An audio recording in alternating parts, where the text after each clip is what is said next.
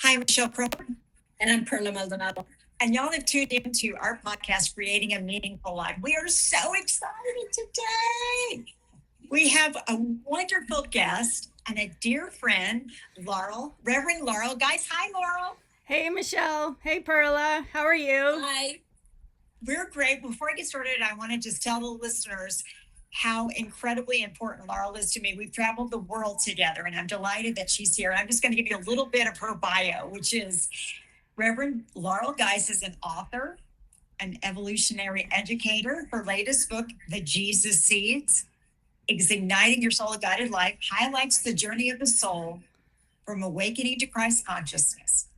Laurel leads a monthly soul-guided journaling experience, offering a safe, sacred space to empower your consciousness evolution by aligning your life with your soul guidance.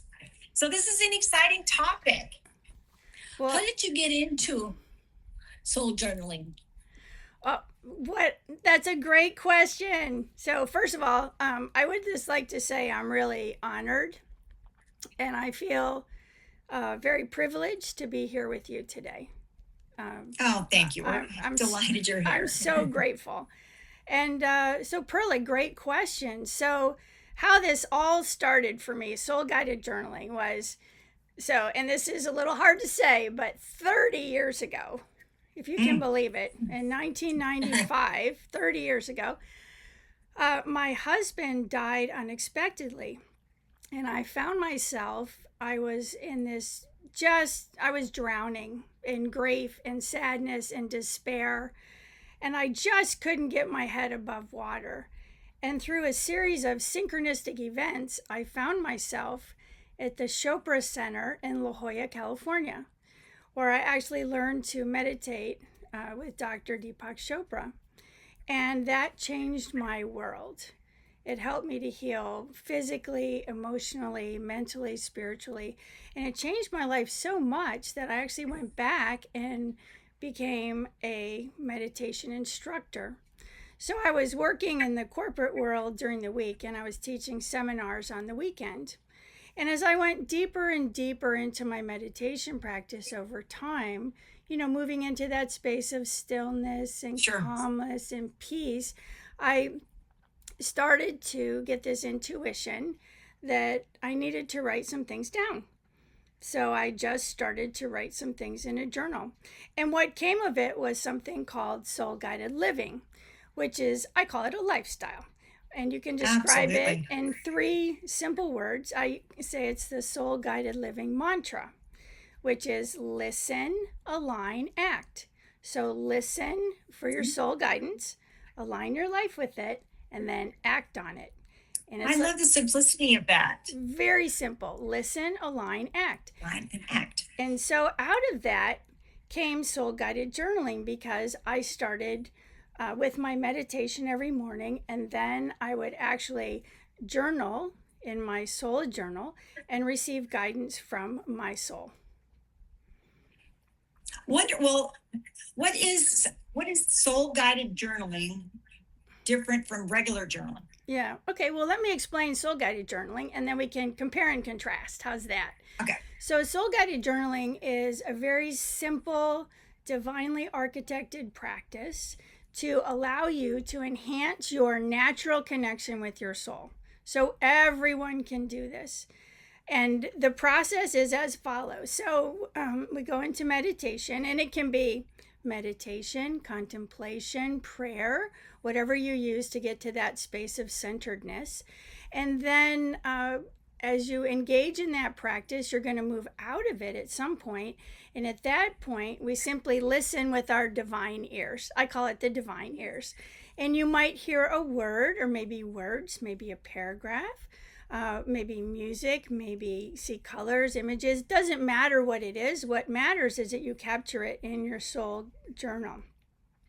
Now, here's the secret. Here's what I discovered, is that when I receive this guidance, if I try to if I try to read it right away, if I try to understand it right away, it's kind of impossible, because what happens is our ego, our personality gets in the way, and you start hearing like, well, why are you doing this? This is the silliest thing you've ever done. I can't believe you're wasting your time on this.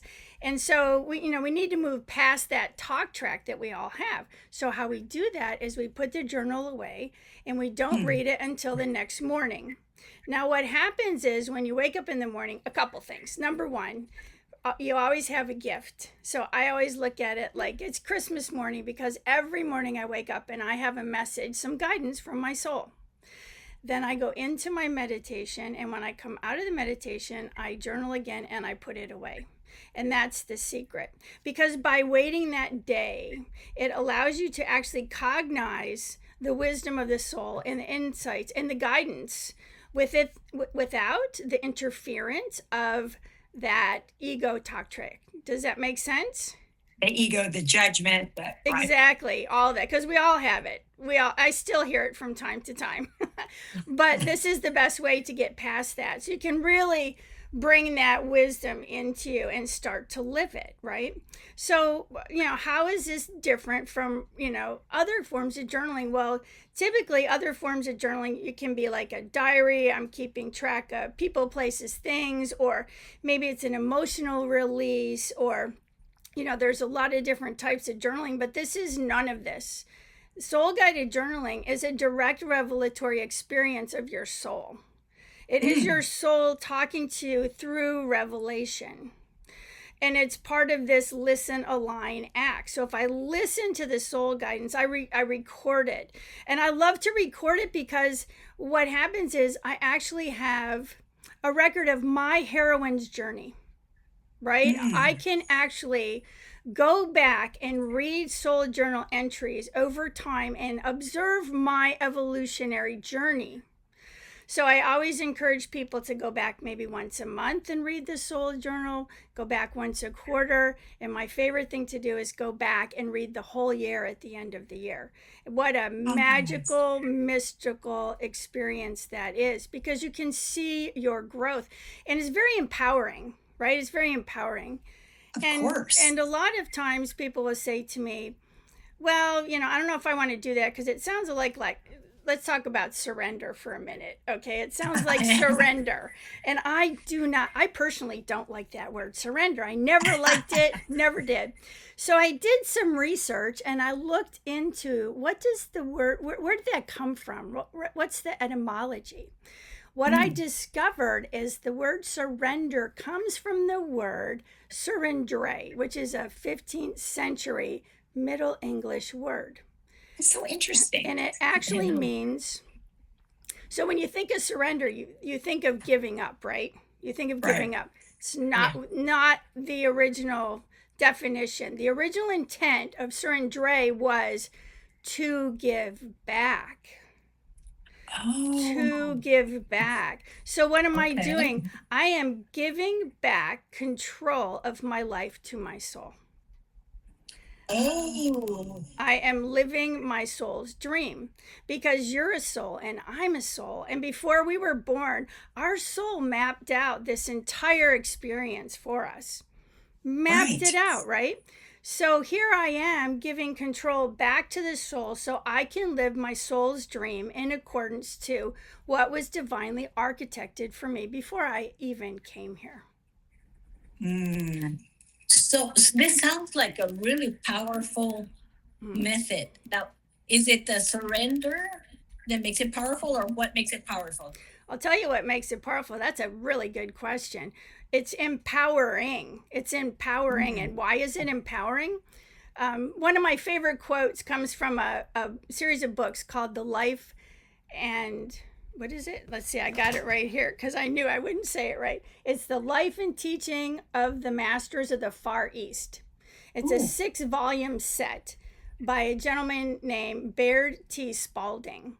And this was actually published in 1894. And Baird Spalding went to India, Tibet, and China and studied with and met with and meditated with all of these different masters. And so you can imagine this would be like one of my favorite books to read, right? So it's 6 volumes. But as I walked away from reading it, there was one sentence that I felt summarized the empowering ability of soul guided journaling. And it's this. Here is the quote. The quote is, "True mastery is living the instruction of the inner teacher, the inner self, the soul," right? True mastery is living the instruction of the inner teacher, the inner self, the soul. So what is soul guided journaling? It is living the instruction of the inner self. So the empowerment, the empowerment comes from that true mastery, right? You always hear about the word mastery and mastering your life. It's not you mastering your life. It's your soul laying out the path, your soul giving you guidance, and then you being open enough, right? Open enough to actually receive the guidance, to align your life with it, and then act on it. Live the instructions of the soul. That's so beautiful. How does someone even begin to start to do this? Is it setting? Is it mindset? Is it prompt? What do you do? Oh, good question. So I would say the first thing you need is a soul journal and a pen, Okay. and a quiet place. So here's my soul journal. See, there's soul journal. And so why that? I think let's start with setting, because I meditate. I use a mantra meditation to go into the silence. So whatever your particular practice is, allow yourself to go into that quiet space and have your soul journal and your pen right there with you. Okay, so I think setting's important, so that you can move into the stillness, but also mindset, right? Mindset was the question. Mindset's important because you have to have a willingness to be open, to explore, to be introduced to new things, to step into the unknown and have the experience, and have the faith that by surrendering, by living these instructions, that your life is going to move into this, you actually move into the space of becoming a mystic. You live life as a mystic. That is powerful. Wow. So can you share like one of your favorite journaling prompts, or something that you would help you connect to your soul? Oh, I like that question. So I have a little different take on this. Okay. I don't use a prompt. I simply allow whatever wants to be shared, right? Because what I discovered in the beginning was that if I used a prompt, it significantly limited the amount of information that I could receive. Does that make sense? Sure. So I really don't use any prompts. I just listen and allow myself to write down whatever I'm hearing with my divine ears. Oh, that's perfect. And what has this revealed to you personally? Can you share a breakthrough? Have you had one? Oh my God. Well, it changed my life. It absolutely changed my life, and it's changed the lives of thousands of people. I mean, I've been teaching this for 30 years, and so what did it do for me personally? Well, first of all, it expanded my awareness. It made me aware of my conscious evolution. It made me aware that I have a choice in how I want to live. I have a choice that I can live a soul-guided life, that I can integrate soul-guided journaling into my life.